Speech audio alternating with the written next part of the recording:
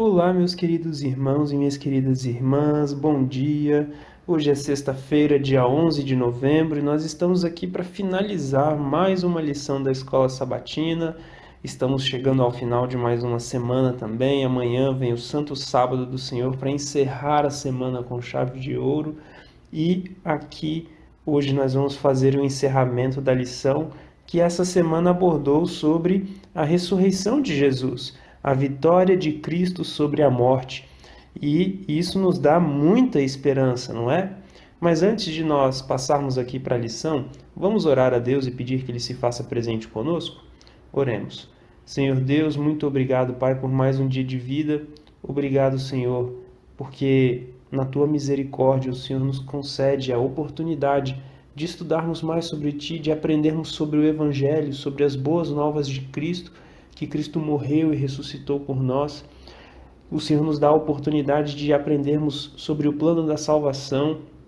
E nesse momento, Senhor, gostaríamos de pedir o Teu Espírito Santo para que venha nos ensinar, de pedir a transformação do nosso coração, de pedir que o Senhor entre nos nossos corações, que o Senhor habite em nós, que o Senhor transforme a nossa vida, que o Senhor nos fortaleça para viver esse dia, para ajudarmos outras pessoas também, e que nesse momento também o Senhor perdoe os nossos pecados. Humildemente nós suplicamos tudo isso, em nome de Jesus. Amém. Bom, querido irmão, querida irmã, como todo fechamento de lição, nós temos aqui recomendações de leitura. E os textos dessa semana estão no livro O Desejado de Todas as Nações, escrito pela irmã Ellen G. White. E os capítulos recomendados são O Descanso do Herói, Sepultura Vazia, Lágrimas Enxugadas, Caminhada para Emaús. Então, esses são os títulos. Na minha versão, os títulos são um pouquinho diferentes e eles falam sobre Jesus na sepultura de José, depois, sobre a ressurreição, sobre o encontro de Jesus com Maria e com os discípulos. E também tem o último capítulo aqui, Paz seja convosco. Na minha versão, são os capítulos do capítulo 80 até o capítulo 84, tá bom? Então, do capítulo 80 até o capítulo 84. E agora nós temos aqui os comentários mesmo da lição. Vamos lá. Do ponto de vista moderno, não se acredita na ressurreição de Jesus. No entanto, a evidência histórica é tão forte que mesmo os que não aceitam a ressurreição são forçados a admitir que muitas pessoas acreditavam ter visto Jesus ressuscitado. Assim, grande parte da apologética anti-ressurreição, que a apologética é a tentativa de defender racionalmente uma ideia. Então, a tentativa de defender racionalmente, que a ressurreição não aconteceu, consiste na tentativa de explicar o que poderia ter levado todas essas pessoas a crer que tinham visto o Cristo ressuscitado. Quais são os argumentos para explicar os relatos dos discípulos? Então, olha só os argumentos aqui, 1. Os discípulos tiveram alucinações em que viram Jesus ressurreto. Segundo argumento, Jesus não morreu, apenas desmaiou e depois retomou a consciência após ter sido tirado da cruz. Terceiro argumento, Jesus tinha um irmão gêmeo que os discípulos confundiram com o Cristo ressurreto. Querido irmão, querida irmã, algum desses argumentos faz sentido para você? Depois de Jesus ter sido açoitado daquela maneira e ter tido uma lança perfurando o seu lado, ele poderia apenas ter desmaiado? Não, com certeza não. Os discípulos tiveram alucinações, então muitas pessoas tiveram alucinações em conjunto, Foi uma alucinação em massa. Será que isso é provável de acontecer? Isso é possível de acontecer? Terceiro, Jesus tinha um irmão gêmeo que os discípulos confundiram com o Cristo ressurreto. A Bíblia fala, meu querido irmão, minha querida irmã, que Jesus tinha algum irmão gêmeo? Não fala, não é? São argumentos que as pessoas tentam, né, colocar aqui para explicar racionalmente uma coisa, uma vez que as evidências são tão fortes, né? E a lição vai dizer isso, olha só.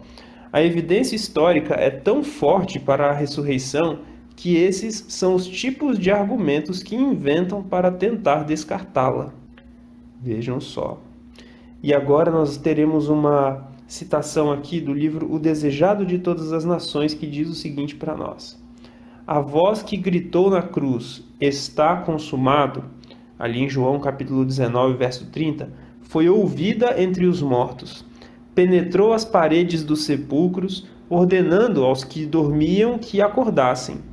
Assim será quando a voz de Cristo for ouvida do céu. Ela penetrará as sepulturas e abrirá os túmulos, e os mortos em Cristo ressurgirão. Que maravilha, não é, meu querido irmão, minha querida irmã?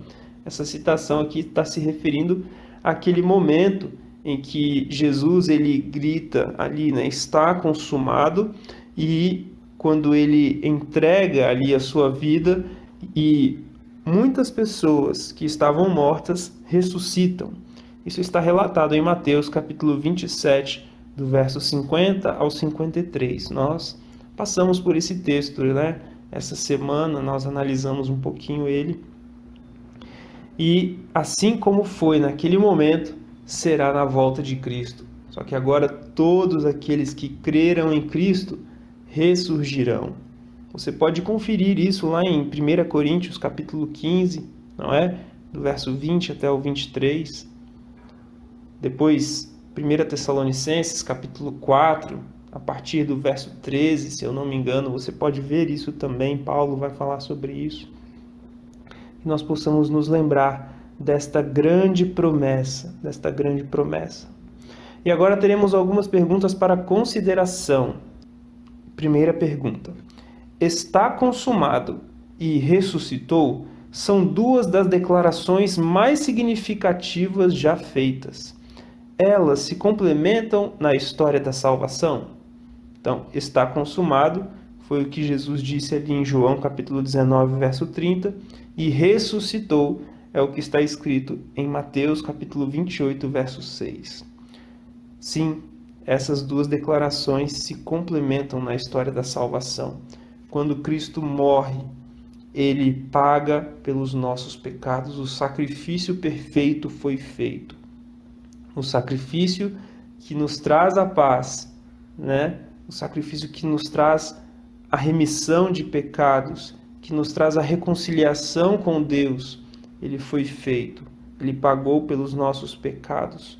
E aí, então, Jesus ressuscita para viver e interceder por cada um de nós e para cumprir as suas promessas de que ele voltaria e que ele iria nos buscar e de que, quando ele voltasse, ele ressuscitaria as pessoas, pois ele disse lá em João capítulo 11, verso 25, eu sou a ressurreição e a vida.